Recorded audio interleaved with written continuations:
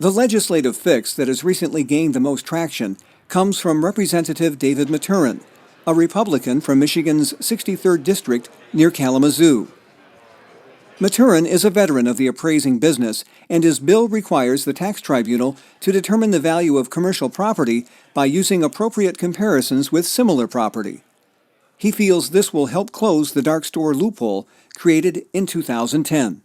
I think the tribunal in the last 6-8 years or so has taken a different path than what they had in the past, a different path than what most states take when they're adjudicating assessment appeals. Again, I've been in the assessing business working for the Treasury Department, but I've also been a fee appraiser now for the last 30 years, and I would just like to see good, sound appraisal principles, good, sound, highest and best use analysis for both the comparables and the subject property to make sure the comparables are truly comparable. That's why we call them comps, because they're comparable. And right now, I don't think that that what is being used for comparison is actually the same type of property. Maturen says his bill will offer specific guidance to the tribunal on deed restrictions. The deed restrictions are huge, and to simply say, well, the assessors didn't make a good enough case, when the cases I've looked at least they've put forth information, that says, hey, the comps the other side is using, they got all these restrictions on them, and then for the tribunal to kind of say, well, they really don't matter, or the case they didn't make a good enough case, so we're not going to pay any attention to those restrictions. I think is something that the tax tribunal should be doing. I mean, they're a valuation court. They're not just a normal court. They're a valuation court. And I think that, in my opinion, they've got an obligation to look at sound appraisal principles. And if they see something that should not be used as a comparable, then it shouldn't be used.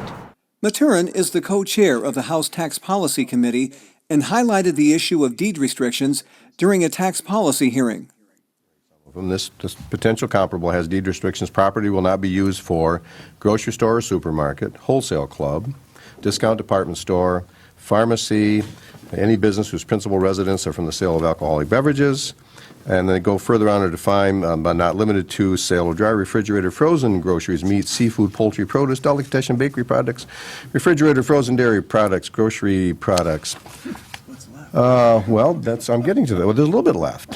Selling a full line of hard and soft goods, clothing, cards, gifts, electronics, garden supplies, furniture, lawnmowers, toys, health, beauty aids, hardware items, bath accessories, and auto accessories, and it's good for 25 years. As a recognized appraiser, former member of the State Board of Real Estate Appraisers, do you think that's a good comparable to use for your relatively new, unencumbered store? It's not a good comparable, no. Okay. Would it surprise you that the ultimate use for that was light manufacturing? It wouldn't surprise me. Would it surprise you that that's been accepted by the tax tribunal as a perfectly good comparable for a relatively a couple-year-old big box store?